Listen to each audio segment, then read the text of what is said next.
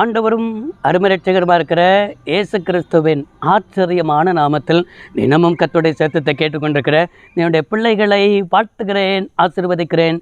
நீங்கள் ஆசீர்வதிக்கப்பட்டவர்கள். இந்த நாளில் கூட மே 10 ஞாயிற்றுக்கிழமை இன்றைக்கு உலகம் முழுவதும் அன்னையர் தினம் கொண்டாடப்படுகிறது, அனுசரிக்கப்படுகிறது.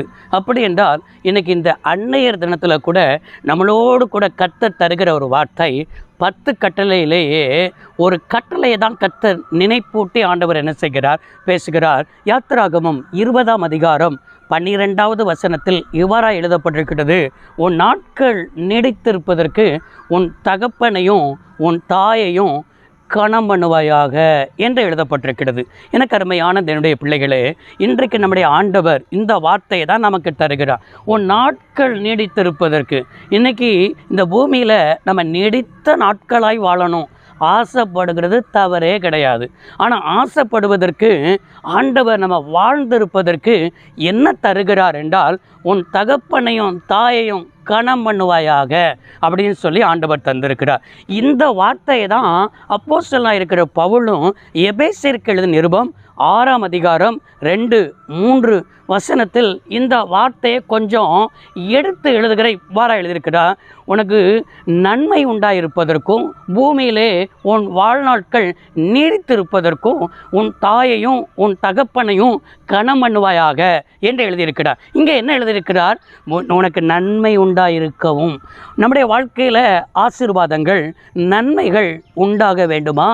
பூமியிலே உன் வாழ்நாட்கள் நீடித்திருக்க வேண்டுமா என்றால் நம்ம செய்ய வேண்டியது தாயையும் தகப்பனையும் கொஞ்சம் கனம் பண்ண என்ன செய்யணும், கற்றுக்கொள்ளணும். இன்றைக்கி அநேக பிள்ளைகள் நன்மையை பெற்றுக்கொள்ளாததற்கு, ஆசீர்வாதம் பெற்றுக்கொள்ளாததற்கு, நல்ல திருமண வாழ்க்கை அமையாததற்கு நீங்கள் நல்லா புரிஞ்சுக்கொள்ளணும்.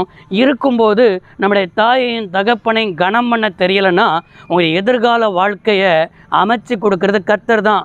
நீங்கள் நினைக்கலாம், நான் படிச்சிருக்கிறேன், நான் நல்ல வேலையை செய்வேன், நானே திருமணத்தை அமைத்து கொள்வேன். அமைக்கலாம், ஆண்டவர் குழந்தை செல்வத்தை கூட தரலாம்.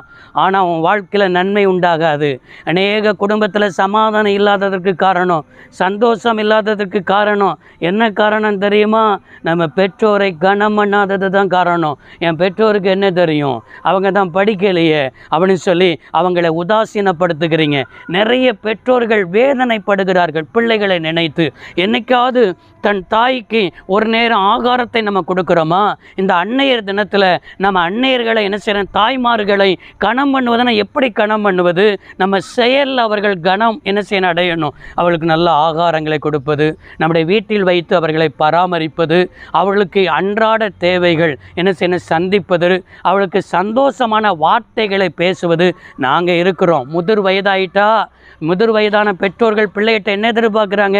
நல்லா இருக்கிறியாமான்னு கேட்குறத எதிர்பார்க்குறாங்க, சாப்பிட்டியாமான்னு கேட்குறத எதிர்பார்க்குறாங்க, அன்பான வார்த்தைகளை எதிர்பார்க்குறாங்க. இப்படிப்பட்ட வார்த்தைகளெல்லாம் நம்ம என்ன செய்கிறோம், நம்முடைய தாயாரிடத்தில் பகிர்ந்து கொள்கிறோமா? பிள்ளைகளே, உங்களை பார்த்து தான் கர்த்தர் பேசி கொண்டிருக்கிறார். நீங்கள் என்ன நினைக்கிறீங்கன்னு சொன்னால், நம்ம பிள்ளைகள் என்ன செய்யணும், நல்லா இருக்கணும்னு சொல்லி தாய் தகப்பன் எதிர்பார்க்கும்போது நீங்கள் நினைக்கிறது ஏதோ அம்மா இருக்கிறாங்கல்ல, நம்முடைய தகப்பனார் இருக்கிறார்ல, அப்படி தான் நினைக்கிறீங்க.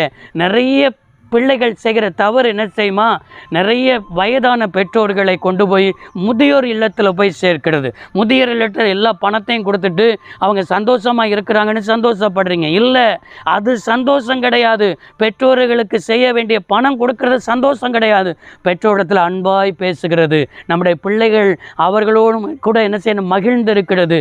எத்தனை பிள்ளைகள், எத்தனை பெற்றோர்கள் செய்கிற தவறு தெரியுமா? தான் பிள்ளைகளை தன் தாய் தகப்பன் பேசக்கூட என்ன செய்கிறது, விடாமல் தடுக்கிறது. இப்படிப்பட்ட நிலைமையெல்லாம் குடும்பத்தில் ஆசீர்வாதம் கிடையாது. நம்முடைய குடும்பத்துக்கு சாபத்தை என்ன செய்துவிடும், கொண்டு வந்துவிடும். எனவே இன்றைக்கு இந்த வார்த்தையை கேட்கும்போது நீங்கள் உங்களுடைய தாய் தகப்பன்மாருக்கு செய்ய வேண்டிய பெரிய கனமே உங்கள் தாய் தகப்பனை நல்வழியில் பார்த்து கொள்ள வேண்டும். தாய் உங்களை நினைத்து கண்ணீர் வடிக்கக்கூடாது. தாய் உங்களை நினைத்து துக்கப்படக்கூடாது. எனவே வசனம் அப்படிதான் எபேசியர் 6:2 பார்க்கிறோம். உனக்கு நன்மை உண்டாயிருப்பதற்கு, பூமியிலே உன் வாழ்நாட்கள் நீடித்திருப்பதற்கு உன் தகப்பனையும் உன் தாயையும் கனமண்ணுவாயாக. இந்த வார்த்தைக்கு கீழ்ப்படியுங்கள். இதுதான் அன்னையர் தினத்தில் நம்ம செய்ய வேண்டியதான மிகப்பெரிய கடமை. வார்த்தைக்கு கீழ்ப்படிங்க, வார்த்தையின்படி வாழுங்கள். நீங்கள் ஆசீர்வதிக்கப்பட்ட சந்ததியாக இருப்பீர்கள். ஜெபிப்போம். சர்வ வல்லமையுள்ள தேவமே, அருமை தகப்பன், இந்த வார்த்தையின் பிள்ளைகளை வாழ்ந்து சுகித்திருக்க வார்த்தைக்கு கீழ்ப்படிய உதவி செய்யும். இயேசு இரட்சக நாமத்தில் பிதாவே, ஆமென். எங்களுடைய சார்பாக, திருச்சபையின் சார்பாக அன்னையர் தினம் நல்வாழ்த்துக்களை தெரிவித்துக் கொள்கிறோம். கர்த்தர் ஆசீர்வதிப்பார். God bless you all.